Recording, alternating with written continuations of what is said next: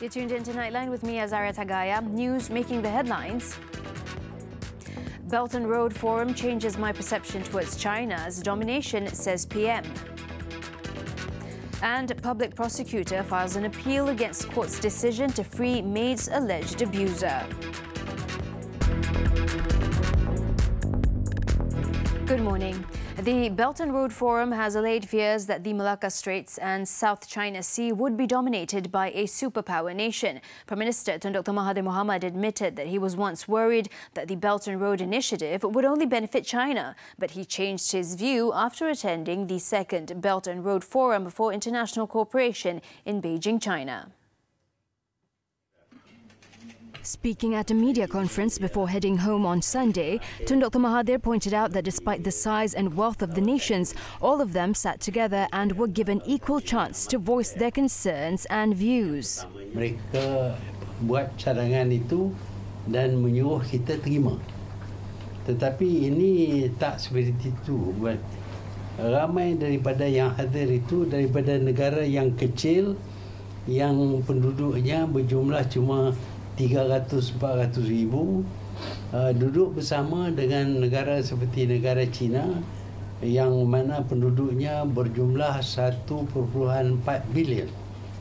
Kita duduk bersama seolah-olah sama taraf dan kita bincang apa dianya yang kita nak buat untuk Belt and Road ini. He said he now has a clearer perspective of the development plan and supported it as it would benefit the country. Kita percaya ini akan didominasi oleh negara China. Walaupun sebahagian lagi ialah melalui Silk Road. Tetapi dalam mesyuarat yang kita ada, forum yang kita adakan ini, dia lebih merupakan kerjasama antara negara-negara, khususnya negara membangun yang belum mendapat infrastruktur yang cukup. The International Forum was attended by 37 world leaders and 5,000 representatives from 150 countries. Tun Dr. Mahathir also revealed that he had mooted a one-stop centre for investors, both domestic and foreign, to simplify the process to invest in Malaysia. The Prime Minister said the Chinese investors he spoke to wants to see a one-stop investment centre where their business plans and proposals need the approval of a sole authority. Cadangan mereka berkali-kali ialah untuk one-stop centre. Pasal mereka dapati pengurusan kita itu agak kompleks. Kena pergi jumpa beberapa pejabat, minta permission itu, permission ini. Yang ini semua memakan masa. Kalau kita ada one-stop center, dan saya jelaskan one-stop center itu cuma boleh efektif kalau kita man this one-stop center dengan orang yang boleh buat keputusan. Kalau kita hantar junior officer, dia nanti kata, nanti saya tanya bos. Duk tanya bos sajalah. He voiced his confidence that a one-stop centre capable of making decisions will trigger a flood of investments as it makes business setup in the country a lot simpler. He also expects more investments to come into Malaysia after his meeting with the Chinese investors.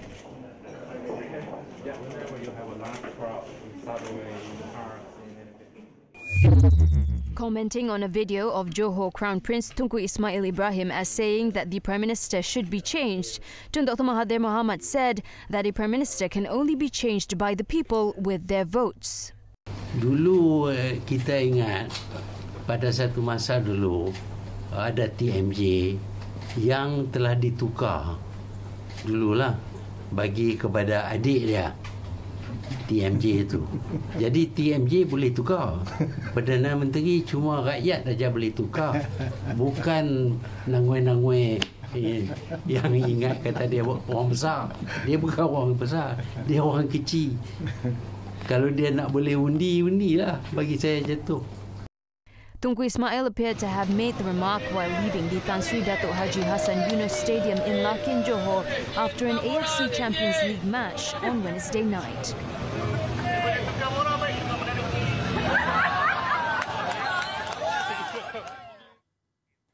The government is clean, which will ensure that the outcome of every ringgit spent can be seen by the people. Finance Minister Lim Guan Eng said today that with the change, the people could see the differences in development, which was carried out in a clean manner for the prosperity of the people. Contohnya baru ini adalah kerajaan bersih, di mana kita nak pastikan setiap ringgit yang dibelanjakan, rakyat akan lihat hasil yang sama. Bukanlah ada ketirisan, penyelewengan, salah laku atau amalan rasuah. So itu adalah pembangunan yang berbeza, iaitu pembangunan yang bersih.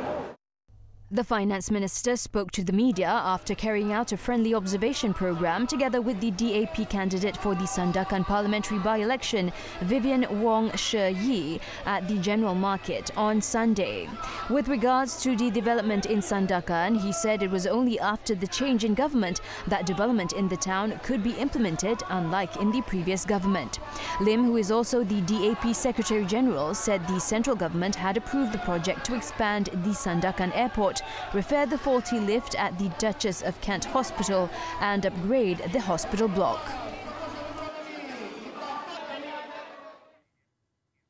The Housing and Local Government Ministry will hold discussions with the Selangor government to determine if Block F of the Taman Keramat Permai flats in Ampang Jaya can be repaired or needed to be rebuilt. Its Minister Zuraida Kamarudin said that under the National Housing Policy, the government is empowered to rebuild flats which were older than 30 years. The move, according to Zuraida, is to ensure the safety and comfort of residents. Keramat Permai ini adalah di bawah saya ingat program PKNS, artinya projek PKNS bawah state Selangor. Jadi saya ingat Menteri Besar dan PKNS pun akan turun, insya-Allah akan saya minta hubung mereka untuk turun dan melihatkan apa yang boleh dilakukanlah di situ. Tapi pihak KPKT kita hanya boleh memantau dan melihat bagaimana kita boleh menjadikan cadangan untuk membantu mereka lah. The minister spoke to the media after closing the new Village Management Committee convention in Putrajaya on Sunday. Zuraida said the ministry would dispatch the Fire and Rescue Department to check on other old residential buildings which have been identified as being at risk for the sake of the safety of residents. 222 residents of Block F of the Taman Keramat Permai flats had to be evacuated on Friday after the appearance of massive cracks on the walls of the fourth-story building. It was also reported that the building was said to have been leaning to one side. The cracks were said to have appeared following heavy rain. Preliminary checks by experts from PKNS, the Ampang Jaya Municipal Council and Public Works Department showed that the ground was still actively moving and needed more detailed tests. Selangor Menteri Besar Kamarudin on Saturday said that the report on the preliminary findings will be out tomorrow. More employers are encouraged to employ ex-convicts not only to overcome shortage of workers in the country, but most importantly to provide a second chance for them to return to the community. Human Resources Minister M. Kulasegaran said that providing career opportunities to ex-convicts would give them hope to continue living as soon as they are released. Kita pun kekurangan pekerja di negara ini. Kita sekarang full employment, hanya 3.3% yang tidak mendapat, tidak ada kerja. The full employment is below 4%. So we need workers, and I think you must try or give an helping hand to these the most vulnerable and lost. Otherwise, they will go back to their profession again. He said this at a media conference after the Labour Day Run and Ride 2019, held in conjunction with the World Day of Safe and Health at the Workplace 2019 in Putrajaya on Sunday. He noted that several ministries, including the Youth and Sports Ministry, has started offering jobs and initiatives to employers who hire former prisoners. Local newspapers on Saturday revealed that nearly 90% of about 300 prisoners from the Kajang prison released each week have become homeless in Chowkit, Pudaraya and Kajang after failing to return to their respective families. The challenges to start afresh have resulted in them returning to criminal activities, including drugs. Deputy Youth and Sports Minister Stephen Sim on Sunday disclosed that the public prosecutor has filed an appeal against the Pulau Pinang High Court's decision to free S. Ambika, the woman from Pulau Pinang who was accused of abusing her 21-year-old Indonesian domestic worker Adelina Sao. In a statement, Sim, who is Bukit Mertajam MP, revealed that the Attorney General's Chambers, AGC, is investigating how the assigned Deputy Public Prosecutor, DPP, dropped the case when it went to court. Adelina died of multiple organ failure just a day after she was rescued from her employer's house in Bukit Mertajam, Pulau Pinang on February 10th last year. The authorities found the Indonesian migrant worker lying on the pavement outside the house next to the owner's dog. Ambika was charged with murder shortly after Adelina was rescued and died in hospital. Adelina's arms and legs were covered in burn marks and her face was covered with bruises. On April 18th this year, Ambika was eventually pronounced not guilty by the Pulau Pinang High Court after the DPP decided not to pursue the case. The decision to acquit her has sparked outrage across the nation. Sim, who had been shocked by the verdict, welcomed the acquittal appeal as good news for those who are seeking justice for Adelina.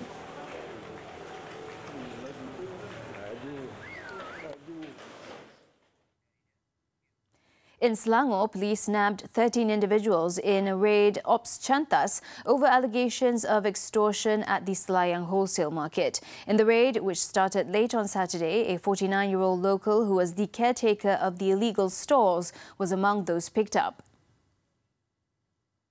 Kuala Lumpur CID Chief Senior Assistant Commissioner Rudzi Muhammad Isa said that according to initial probes, the man was extorting money from the market traders.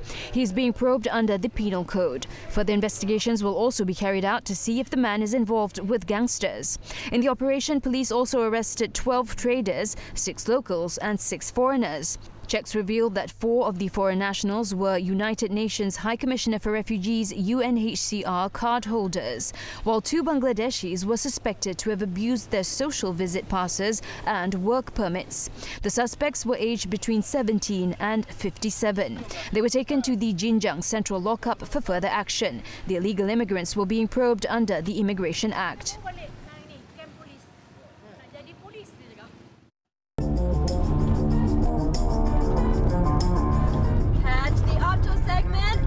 Every Friday on Nightline! Woo! Whoa!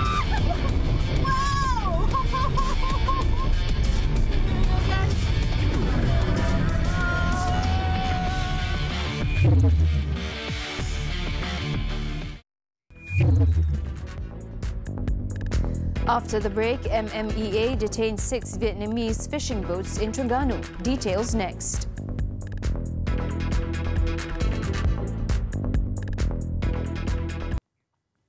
Back on Nightline. In Terengganu, the Malaysian Maritime Enforcement Agency MMEA has detained 6 Vietnamese fishing boats with 63 crew members, including the skippers, within 2 days of its operation. According to Terengganu MMEA Director, Maritime Captain Muhammad Sufi Muhammad Ramli, warning shots were fired during the raid as the Vietnamese fishermen refused to stop their boats despite being told to do so. Muhammad Sufi said 4 of the boats were detained on Thursday east of Kuala Terengganu near the state oil exploration area.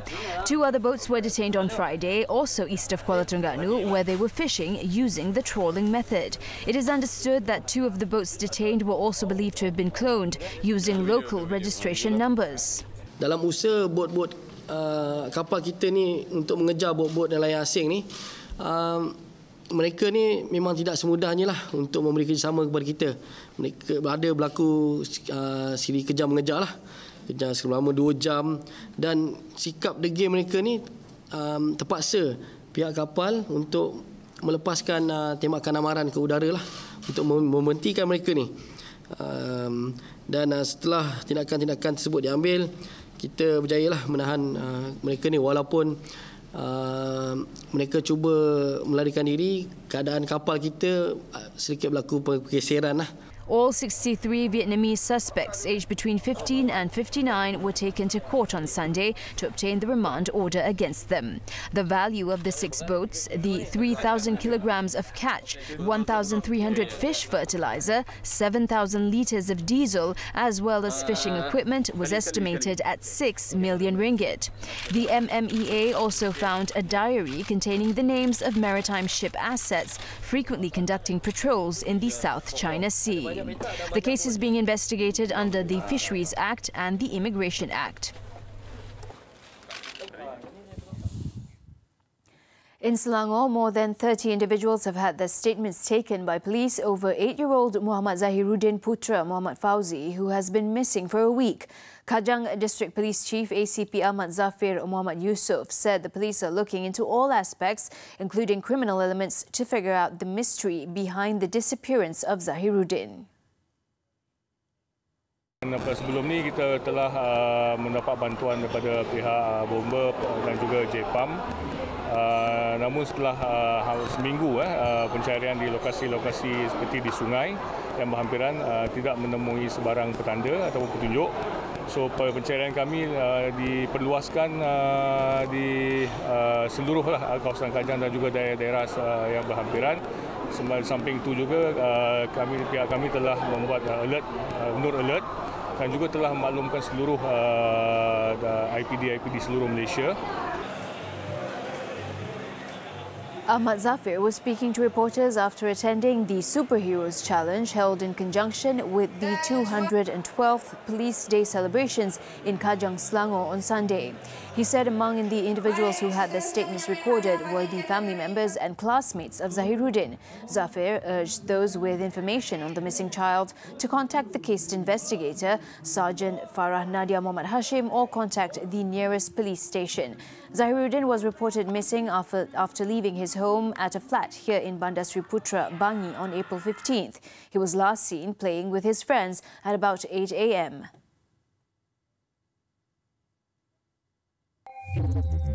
In Perlis, a freelance Muslim preacher, Zamri Vinoth, was arrested in Arau for allegedly causing disharmony on Sunday. According to complainants, the 35-year-old had allegedly made insulting remarks against another religion via a 70-second video clip posted on social media. Zamri, said to be an associate of Indian preacher Zakir Naik, was detained by the Perlis Serious Crimes Division following several reports lodged against him. He's being investigated under the Penal Code for causing disunity and spurring hatred among the people, as well as the Multimedia and Communications Act for misusing network facilities and services. In Terengganu, a lumberjack died after being struck by a branch of a tree he was cutting in Kampung Pasir Raja, Hulu Dungun on Saturday. It is understood that the victim, Indonesian Suwarno Ibrahim, aged 54, died at the scene in the 12 p.m. incident due to severe injuries on his neck.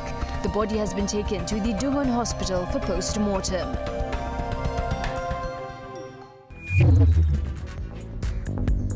Coming up after the breather, family members of Sri Lankan bombings mastermind, a monk killed in gun battle.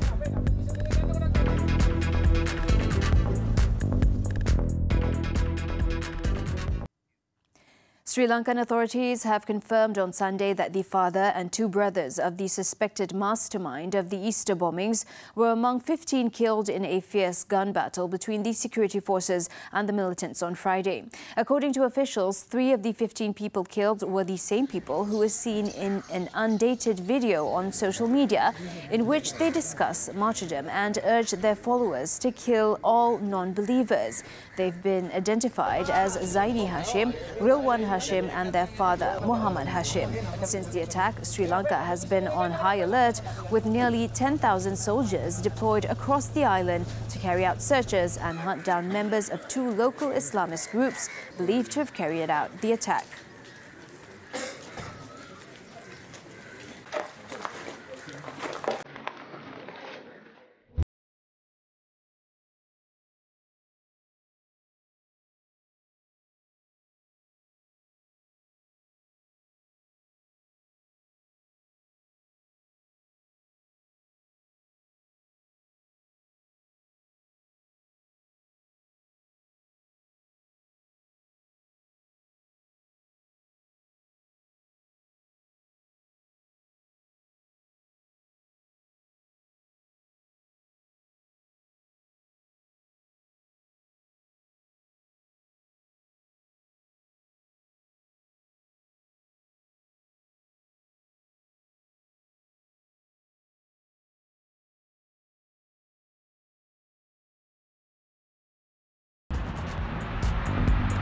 Next, action from the Super League. Don't go away.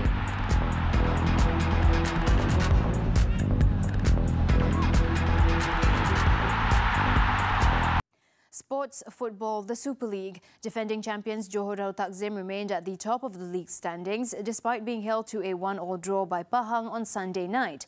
The Southern Tigers took the lead after just 5 minutes when Gabriel Cabrera easily dribbled past Pahang's defence before slotting the ball into the net for a 1-0 lead. Hairul Gulon, however, levelled matters for the hosts on the 36th minute as he headed home a free kick to make it 1-1.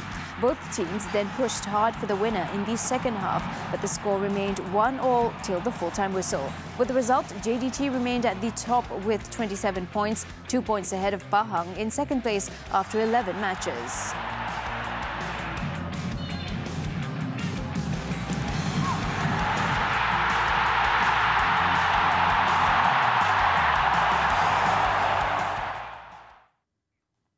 Well, that sports item wraps up this edition of Nightline. We leave you now with this video of colourful hot air balloons over Vietnam's ancient city of Hue. I am Azariah Tagaya. Thanks for joining us.